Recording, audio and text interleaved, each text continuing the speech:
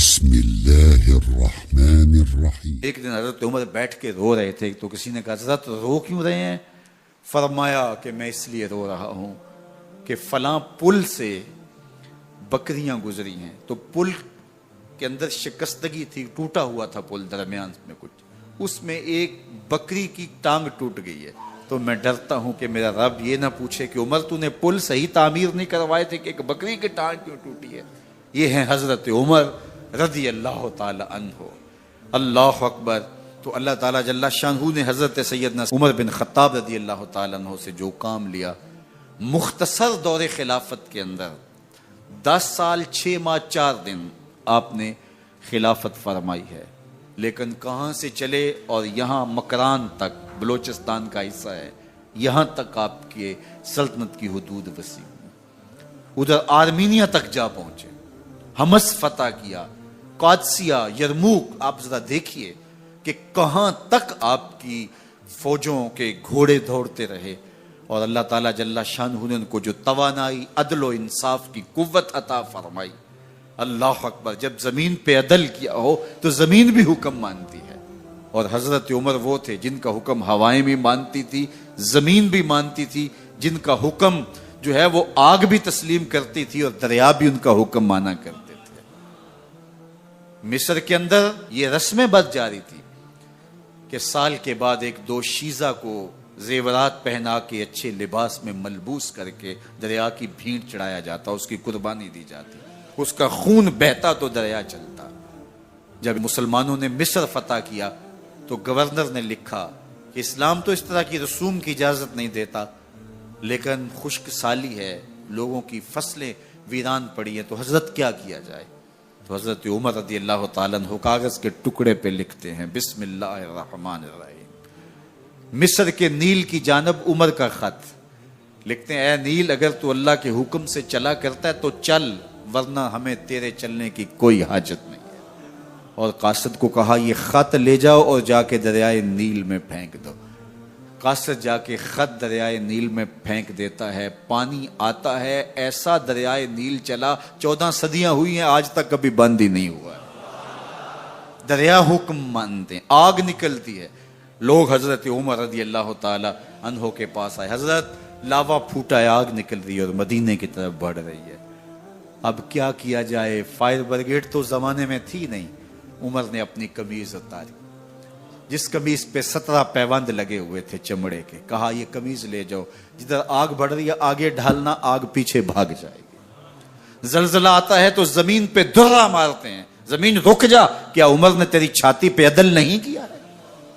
تو یہ عمر ہیں رضی اللہ تعالی عنہ کہ جن کے انصاف کی وجہ سے، جن کے عدل کی وجہ سے اللہ تعالیٰ کی رحمات اور اس کی برکات کا نزول ہوتا تھا، اور اللہ تعالیٰ نے مسلمانوں کو وہ آبرو مند حکومت دی۔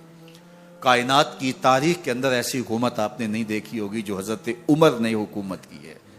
اللہ اکبر۔ فرمایا فرات کے کنارے پہ ایک کتا بھی پیاسا مر گیا تو اس کا حساب بھی عمر سے ہوگا۔ باہر سے سفیر آتا ہے اور آ کے پوچھتا ہے کہ میں امیر المومنین کے، مسلمانوں کے حکمران کے محل میں جانا ہے، تو مسکرا کے کہتے ہیں ہمارے امیر کا تو کوئی محل نہیں ہے۔ کہا کہاں ہے تمہارا امیر؟ کہا مسجد نبوی میں ہوگا یا بیت المال کی اونٹوں کی دیکھ بھال میں لگا ہوگا۔ وہ جب گئے تو مسجد میں نہیں ہے، اللہ اکبر، وہاں گئے تو وہاں بھی نہیں ہے۔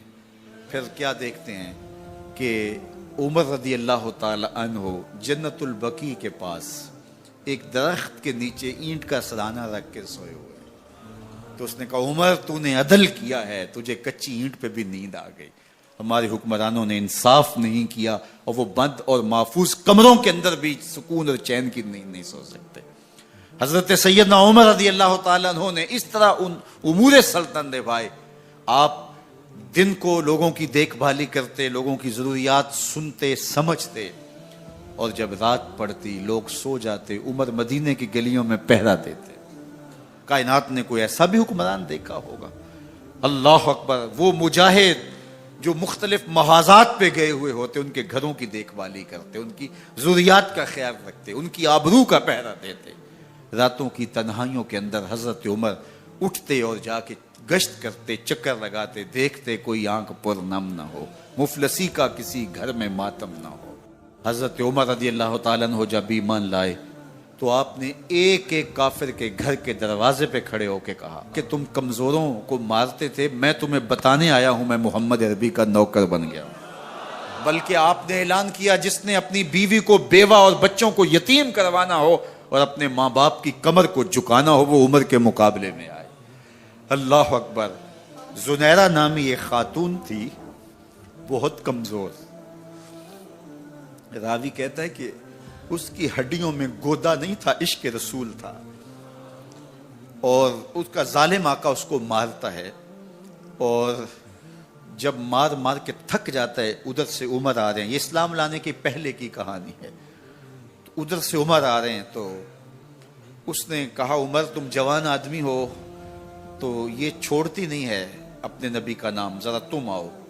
تو عمر کوڑا پکڑ لیتے ہیں، اسے مارتے ہیں، مارتے مارتے تھک جاتے ہیں تو پانی پینے لگتے ہیں، تو کہتے ہیں مجھے تیرے پہ ترس نہیں آیا لیکن میں ذرا پانی پینے لگا ہوں، اور پھر گلے کے اندر ڈال کر کے کوڑا اور اس کی رسی کو بل دیتے ہیں اور اس کی آنکھیں باہر نکل آتی ہیں اور کہتے ہیں بلا اپنے نبی کو جو تیری آنکھوں کی بینائی واپس کرے۔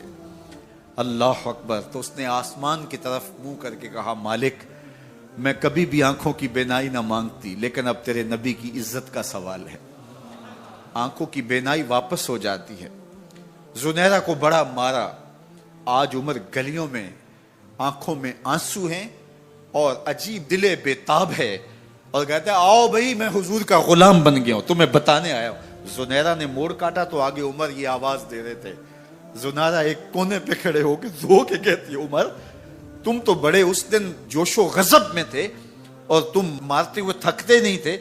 تو عمر نے کہا زنیرہ اس دن میں نے دیکھا نہیں تھا، اب میں محمد عربی کو دیکھ آیا ہوں۔ جنہ ویکھیا نہیں ہو کرن گلاں، جنہ ویکھیا نہیں ہو کرن گلاں، جنہ ویکھیا ہو تے بول دے نہیں، جڑے محرم راز حقیقت دے اور راز حقیقت کھول دے نہیں۔ تو حضرت عمر رضی اللہ تعالیٰ عنہ ایمان لائے۔ حضرت عبداللہ ابن مسعود رضی اللہ تعالیٰ عنہ فرماتے ہیں کہ حضرت عمر کا ایمان لانا مسلمانوں کے لیے عزت کا سبب تھا، ان کا ہجرت کرنا مسلمانوں کی نصرت تھی اور ان کی خلافت مسلمانوں کے لیے رحمت تھی۔ حضرت عمر رضی اللہ تعالی عنہ وہ ہیں کہ میرے حضور نے فرمایا لوگوں جب نیک لوگوں کا ذکر کرو تو میرے عمر کا تذکرہ ضرور کیا کرو۔ میرا عمر وہ ہے کہ جب وہ ایک سمت سے آ رہا ہو، ایک گلی اور بازار سے آ رہا ہو تو شیطان بھی آ رہا ہو، عمر کو دیکھ کے راستہ تبدیل کر لیتا ہے۔ حضرت عمر رضی اللہ تعالی عنہ کی طبیعت کے اندر جو جاہ و جلال تھا، طبیعت کے اندر جو سختی تھی، وہ اسلام کے اندر آ کر بھی قائم رہی، اور آپ نے وہی سختی، وہی جاہ و جلال جو پہلے مسلمانوں کے خلاف تھا، اب کفار کے خلاف، منافقین کے خلاف حضرت عمر کی طبیعت کے اندر وہ جوش و خروش بدستور موجود رہا۔ لیکن جس دن آپ خلیفہ بنے تو اس دن آپ نے ممبر پہ چڑھ کے جو خطبہ دیا اس میں کہا لوگوں میں سخت اس لیے تھا کہ رسول اللہ نرم تھے، پھر میں سخت اس لیے تھا کہ حضرت ابو بکر صدیق نرم تھے، اب میں تخت خلافت پہ بیٹھا ہوں، اب میری سختی جو ہے وہ نرمی میں تبدیل ہو گئی، صرف فاسقوں، فاجروں اور باغیوں کے لیے میں سخت ہوں، باقی تمہارے لیے نرم ہوں۔ سب سے کم جو تنخواہ بیت المال سے اگر کسی وجود نے لی ہے تو وہ حضرت عمر رضی اللہ تعالیٰ عنہ نے لی ہے، صرف 2 جوڑے لیتے تھے سال میں، اور راوی کہتا ہے کہ میں نے دیکھا ہے کہ اس میں بھی 17 پیوند لگے ہوتے تھے۔ حضرت عمر رضی اللہ تعالیٰ عنہ کا طرز زندگی، آپ کا انداز معاشرت اور آپ کا انداز خلافت، ہر لمحہ آپ کی زندگی کا اٹھا کے دیکھیے کتنی مرتبہ قرآن حضرت عمر کی رائے کے مطابق نازل ہوا ہے۔ اللہ تعالیٰ جل شانہ نے ان کو صاحب الہام بنایا تھا۔ ہر امت میں کوئی صاحب الہام ہوتا ہے، حضور کی امت کا صاحب الہام حضرت عمر رضی اللہ تعالیٰ عنہ، اور آقا کریم نے انہیں اپنا وزیر قرار دیا، فرمایا میرے 2 وزیر آسمانوں میں ہیں، 2 وزیر زمینوں میں ہیں، آسمانوں کے وزیر جبرائیل اور میکائیل ہیں اور زمین کے وزیر ابو بکر اور عمر ہیں رضی اللہ تعالی عنہما۔ سارے کافر اکٹھے ہو کے آگے تھے، حضور کے گھر کا گھیرا ڈال لیا تھا، کہ آج چھوڑیں گے نہیں، لیکن حضور ان کے سروں میں خاک ڈالتے گزر گئے۔ حفاظت اللہ نے اپنے محبوب کی ہے۔ بلکہ حضرت علی المرتضیٰ کو بستر پہ لٹایا، علی میرے بستر پہ سو جاؤ، امانتیں دے کے تم بھی صبح آ جانا۔ حضرت علی بھی سو گئے، حضور کی حفاظت تو ہے ہی ہے، حضرت علی بھی سو گئے۔ جب صبح اٹھے تو انہوں نے دیکھا یہ تو علی المرتضیٰ ہے۔ اللہ اکبر، بڑے پریشان ہوئے کہ حضور کدھر گئے۔ اچھا، کسی نے حضرت علی سے پوچھا کہ تمہیں کیسے نیند آ گئی؟ ننگی تلواریں لیے وہ گھر کے ارد گرد تھے اور آپ چادر اوڑے سوئے تھے حضور کے مغالطے میں، وہ آپ کو بھی تو نقصان پہنچا سکتے تھے۔ تو حضرت علی نے کہا، حضور نے کہا تھا علی میرے بستر پہ سو جاؤ، صبح اٹھنا، امانتیں دینا اور مدینے آ جانا۔ مجھے یقین تھا سوؤں گا بھی، صبح اٹھوں گا بھی، امانتیں بھی دوں گا، مدینے بھی پہنچوں گا، اس لیے کہ حضور نے فرمایا ہے۔ جب حضور نے فرما دیا ہے تو پھر ہو کے رہے گا۔ جب حضور ہجرت کرتے ہوئے جا رہے تھے نا، 100 سرخ اونٹ حضور کی گرفتاری کے لیے نام رکھا ہوا تھا۔ سراقہ بن مالک یہ حضور کو گرفتار کرنے کے لیے آگے بڑھا اور اس کی لالچ یہ تھی کہ اتنا بڑا انعام ہے، مجھے مل جائے گا، لیکن اس کی سواری گھٹنوں تک دنس جاتی ہے، معذرت کرتا ہے، پھر ارادہ بدلتا ہے، پھر یہی ہوتا ہے۔ تیسری مرتبہ بھی جب ایسا ہوا تو سمجھ گیا کہ یہ تو میرے بس کا روگ نہیں ہے۔ اب اسے پریشانی ہوئی کہ جو آج اس حالت کے اندر بھی اللہ کی اتنی تائید کے سائے تلے ہیں، تو کل جب یہ دوبارہ پلٹیں گے اور مکہ ان کے قبضے میں ہوگا تو پھر میرے ساتھ نہ جانے کیا سلوک ہوگا۔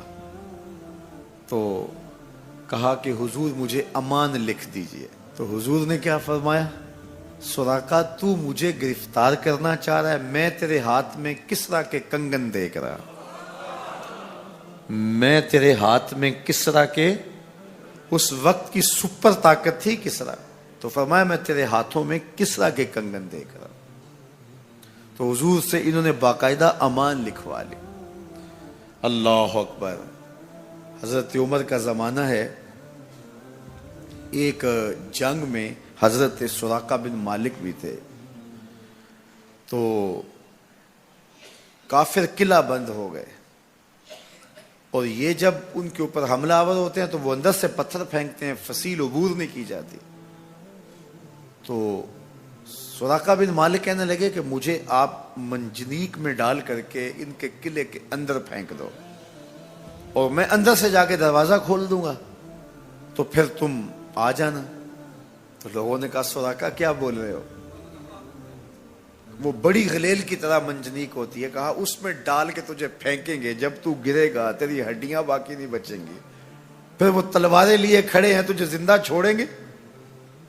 تو حضرت سراقہ نے کہا مجھے کچھ نہیں ہوگا، اس لیے کہ حضور نے کہا تھا تیرے ہاتھوں میں کسرا کے کنگن دیکھ رہا ہوں، ابھی تک کنگن نہیں آئے، جب تک کنگن نہیں آتے موت آ ہی نہیں سکتی ہے۔ یہ یقین تھا ان کا، یہ اذعان تھا ان کا۔ تو حضور کی حفاظت اللہ نے اپنے ذمہ کرم پہ لی ہے۔ سوال یہ ہے کہ باقی بھی اللہ کے سچے نبی ہیں، ان کی حفاظت اللہ نے اپنے ذمہ کرم پہ کیوں نہیں لی، اور حضور کی حفاظت اپنے ذمہ کرم پہ کیوں لی؟ باقی بھی کتابیں اللہ کی سچی منزل من اللہ کتابیں ہیں، ان میں تحریف راپ آ گئی، لیکن قرآن مجید کی حفاظت اللہ نے اپنے ذمہ کرم پہ لی۔ کیوں؟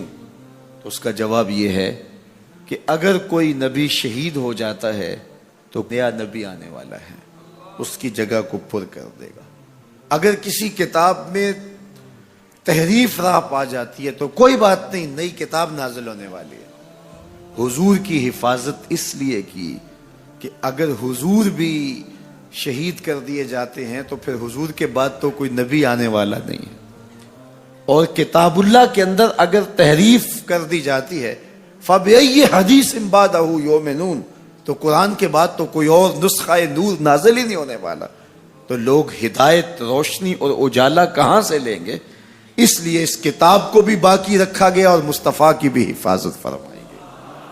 حضور کے آنے کے بعد اتمام دین ہو گیا۔ انا خاتم النبیین لا نبی بعدی، میں آخری نبی ہوں، میرے بعد کوئی نبی نہیں ہوگا۔ اور میں نے عرض کیا 100 آیات قرآنیہ، 210 احادیث اور صحابہ، تابعین، ائمہ اور بزرگوں کے ہزارہ اقوال اس پہ موجود ہیں۔ حضرت عبداللہ بن شداد کہتے ہیں کہ میں حضور علیہ الصلوۃ والسلام کے پیچھے نماز میں تھا، سجدہ اتنا طویل ہو گیا کہ ہمیں لگا کہ امر الہی آ گیا ہے، اللہ کا حکم آ گیا ہے، اور حکم الہی کی وجہ سے حضور کا وصال ہو گیا ہے، یا پھر یوں ہوا ہے کہ کوئی وحی کا نزول ہو رہا ہے۔ کہتے ہیں میں نے تھوڑا سا سر اٹھا کے دیکھا تو کیا منظر دیکھتا ہوں کہ حسین ابن علی حضور کی پشت پہ بیٹھے اور میرے آقا سجدے کو طول دے رہے ہیں۔ خیر سلام پھرا تو میں نے تو یہ منظر دیکھ لیا تھا، باقی لوگ انہوں نے حضور کی خدمت میں عرض کی ہمارے ماں باپ آپ پہ قرباں ہوں حضور، ہمیں یہ لگا کہ جیسے آپ پر امر الہی آ گیا ہے یا پھر آپ پر وحی کا نزول ہو رہا ہے۔ تو آقا کریم نے ارشاد فرمایا کہ میری پشت پہ میرا شہزادہ بیٹھا تھا۔ اللہ اکبر، حضور حسین ابن علی کے لیے سجدے کو طول دے رہے ہیں۔ آج اگر سجدے کو طول دیا ہے تو کل ایک لمبا سجدہ پھر حسین نے بھی کیا اور اس سجدے کی لاج نبھائی۔ آپ جانتے ہیں جب حضرت امام حسین کا سر انور دست قاتل نے کاٹا تو اس وقت سر کہاں تھا؟ سجدے میں جھکا ہوا تھا۔ اللہ اکبر، سجدے میں سر انور تن نور سے جدا کیا گیا۔ اللہ اکبر۔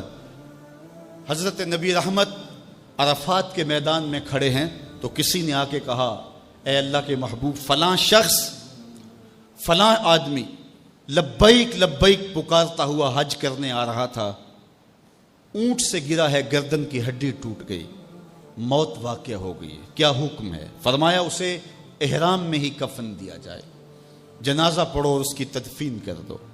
اور پھر ارشاد فرمایا کل قیامت کے دن جب قبر سے اٹھایا جائے گا ملبین، اس کے لبوں پہ لبیک اللہم لبیک کی صدائیں ہوں گی، یہ تلبیہ پڑھتا ہوا اٹھے گا، کیونکہ جس حالت میں موت آتی ہے اسی حالت کے اندر وہ اٹھایا جاتا ہے۔ تو یہ حضور کا فرمان سامنے رکھنے کے بعد ذرا میرے جملوں کی طرف غور کیجئے۔ حسین ابن علی کا سر قاتل نے اس وقت کاٹا جب سجدے میں جھکا تھا، اور قبروں سے اٹھائے جائیں گے لیکن حسین ابن علی کا سر سجدے سے اٹھایا جائے گا۔ تو حسین تو آج بھی سجدے میں ہے۔ اتنا طویل سجدہ کسی نے نہیں کیا جو حسین ابن علی نے کیا۔ سر سجدے میں جھکا کے کہہ رہے ہیں مالک حسین کی قربانیاں قبول کر لے۔ آپ کو وہ منظر بھی یاد ہوگا جب فرشتوں نے کہا تھا مالک حضرت انسان کو اپنا خلیفہ بنا رہے، تیری تسبیح تو ہم بولتے ہیں، سجدے تو ہم کرتے ہیں، قیام اور رکوع تو ہم کرتے ہیں، اور یہ انسان تو دھینگا مشتی شر اور فساد کرے گا، تو حضرت انسان کو اپنا نائب بنا رہا ہے۔ جواب آیا تھا انی اعلم ما لا تعلمون، فرشتوں جو میں جانتا ہوں وہ تم نہیں جانتے۔ تمہاری نظر عناصر اربعہ پہ ہے اور اس کا جو نتیجہ نکلنے والا ہے تم اس پہ نگاہیں جمائے ہوئے ہو۔ آگ، ہوا، مٹی، پانی، ان چاروں کا مجموعہ فساد نہیں کرے گا تو اور کیا ہوگا، شر نہیں کرے گا تو اور کیا ہوگا۔ لیکن تمہیں یہ نہیں پتا کہ اگر اس عناصر اربعہ میں محمد عربی کا لعاب مل جائے تو پھر حسین بنتا ہے، اور تم کہتے ہیں سجدے ہم کریں گے، رکوع ہم کریں گے۔ کربلا کے دن رب نے فرشتوں سے کہا ہوگا ذرا جھانک کر کے حسین کے سجدے کی باقی ادا کو تو دیکھو، اور لاؤ سارے سجدے اور حسین ابن علی کے سجدے کو دیکھو۔ سرخروئی کی وہ انوکھی اور البیلی داستان رقم کر کے دنیا والوں کو بتایا کہ سجدے کے یہ بھی انداز ہوتے ہیں، سجدے کا یہ بھی رنگ ہوتا ہے۔ اس پیاسے پر علی شیر خدا کو ناز ہے، اس نواسے پر محمد مصطفیٰ کو ناز ہے۔ اوروں نے بھی سجدے کیے پر اس کا عجب انداز ہے، اس نے وہ سجدہ کیا جس پر خدا کو ناز۔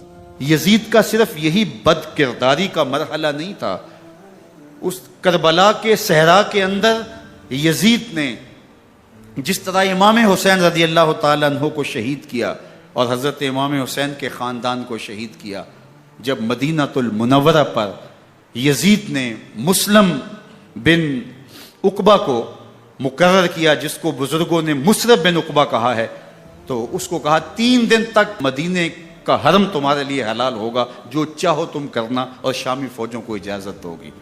تو وہاں بھی انہوں نے 10,000 تابعین اور 700 صحابہ کو شہید کیا۔ حضرت ابو سعید خدری رضی اللہ تعالیٰ عنہ گھر سے باہر نکلے، کافی بوڑھے ہو چکے تھے، تو انہوں نے حضرت ابو سعید خدری کو پکڑ لیا، کہا تم کون ہو؟ کہا مجھے ابو سعید خدری کہتے ہیں۔ تو کہا ہاں تمہارا نام سنا ہے، اور داڑھی سے پکڑ کے کھینچا اور کہا کہ ہے تمہارے پاس جو ہمیں دو؟ تو کہا کہ میرے پاس تو کچھ بھی نہیں، میں تو فقیر آدمی ہوں۔ تو ان کے گھر ان کو لے گئے، تو 2 کبوتر رکھے تھے حضرت ابو سعید خدری نے، تو وہ کبوتر لوٹ کے لے گئے۔ تو ایک خاتون کے ابھی بچہ پیدا ہوا تھا، اور قابلہ نے، داعیہ نے وہ بچہ ماں کی چھاتی پہ لٹایا، اور وہ ماں کا پہلا دودھ پی رہا تھا۔ تو یہ جا کے کہنے لگے نکالو تمہارے پاس جو کچھ ہے، جو کچھ ہے وہ ہمیں دو، ورنہ تیرے بچے کو نہیں چھوڑیں گے۔ تو ماں بچے سے مخاطب ہو کے کہتی ہے، ابھی بچہ پیدا ہوا ہے اور ماں سے پہلا دودھ پی رہے، کہ بیٹے اگر میرے پاس کچھ ہوتا، وہ قیمتی سے قیمتی چیز بھی ہوتی، تیری جان کے لیے قربان کرتی، لیکن اس وقت میرے پاس کچھ ہے نہیں۔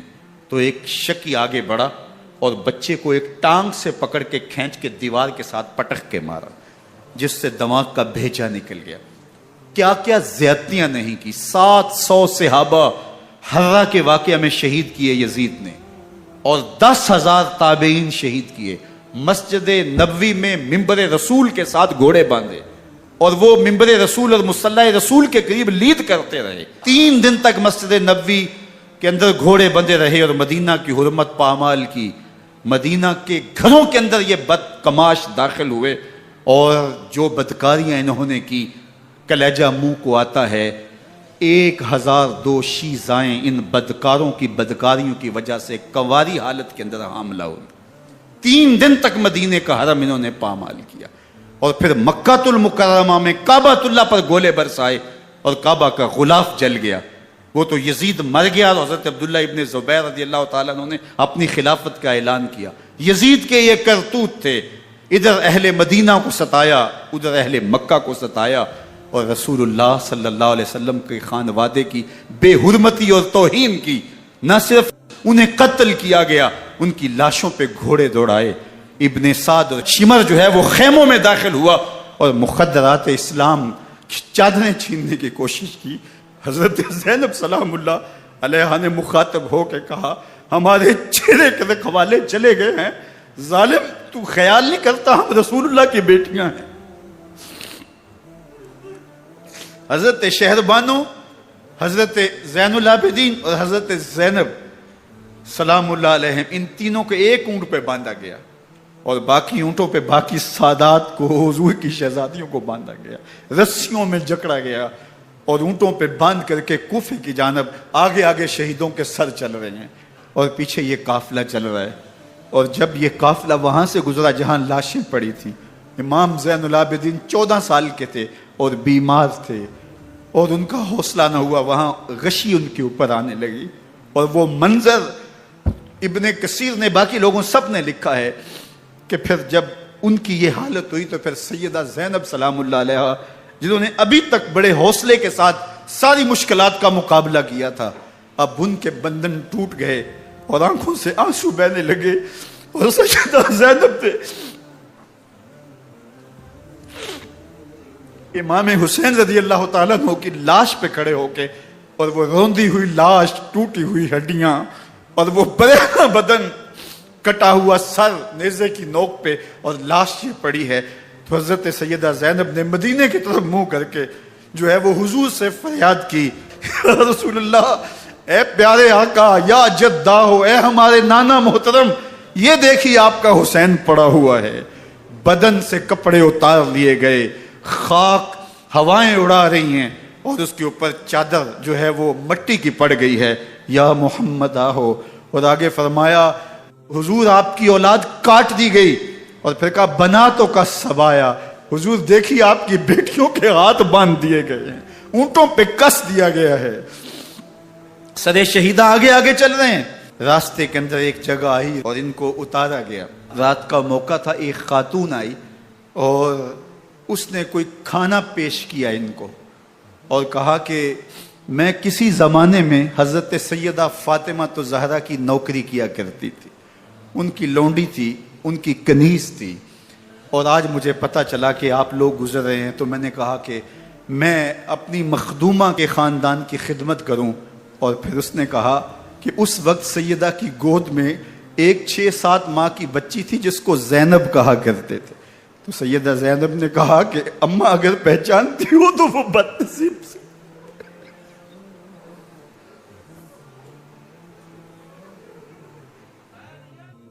حضرت امام حسین شہید کر دیے گئے، ان کا خاندان شہید کر دیا گیا. صرف 14 سال کے امام زین العابدین رضی اللہ تعالی عنہ اس حادثے میں، اس واقعہ میں جو ہے وہ بچے. اور سب سے زیادہ دکھ اپنی آنکھوں سے انہوں نے دیکھے. کربلا کا منظر بھی دیکھا، کوفے کا دارالعمارہ بھی دیکھا، اور دمشق کا دربار یزید بھی دیکھا، اور پھر یہاں سے مدینے پہنچ کر اہل مدینہ سے جو سامنا ہوا امام زین العابدین نے وہ لمحے بھی دیکھے. کہتے ہیں اس واقعہ کربلا کے بعد حضرت امام زین العابدین کبھی ہنسے نہیں تھے. جب بھی پانی پینے لگتے تو رو پڑتے، انہیں شاید سکینہ کی پیاس یاد آ جاتی تھی. امام زین العابدین کا رنگ زرد ہو جاتا جب کربلا کی یاد آتی، اور بسا اوقات شہر سے وحشت ہونے لگتی اور دور باہر نکل جاتے اور جا کر کے وہاں خیمہ گاڑ لیتے اور مہینہ مہینہ وہاں ذکر و فکر اور عبادت میں لگے رہتے. امام زین العابدین کے ہاتھوں میں ہتھ کڑیاں، پاؤں میں زنجیریں، اور اونٹ پہ باندھ کر کے جب حضرت امام زین العابدین کو شہیدوں کی لاشوں کے قریب سے گزارا گیا تو غشی پہ غشی طاری ہو رہی تھی امام زین العابدین پہ. اور وہ گھڑیاں بھی امام زین العابدین پر کتنی دردناک تھیں کہ جب شہزادیاں اونٹوں کے ساتھ باندھی گئی تھی اور امام زین العابدین اپنے بابا کا سر اپنے سامنے چلتا ہوا دیکھتے تھے. اور یہ دردناک لمحے کہ جب رات کی گھڑی آئی تو زینب سلام اللہ علیہ نے دیکھا کہ زین العابدین کے آنسو نہیں تھمتے اور ان کو غشی پہ غشی آتی ہے، تو وہ آگے بڑھ کے ان کو اپنی آغوش میں سمیٹتی ہیں اور کہا زین العابدین کیا ہوا؟ کہا کہ پھپھو جان اگر ہو سکے تو بابا کا سر کچھ دیر کے لیے میری گود میں نہیں آ سکتا ہے.